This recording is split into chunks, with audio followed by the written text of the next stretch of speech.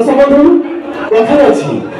जते दिन लगे मां कोले सौथिबो तार पुओ सेते दिन लगे पुओ कहथिबो मां को सबठू प्रिय जो दिन से बा हे घर को आइबो मई पटाए से दिन कहबो मालू तुम जीवन रो सब दिन पाई पाए पाए तो दुनिया रे अनेक प्रेम अछि सेही प्रेम विषय रे मां को प्रेम सबठू नियारा तो सेही छोटे कथा कहबे आज्ञा दिने गोटे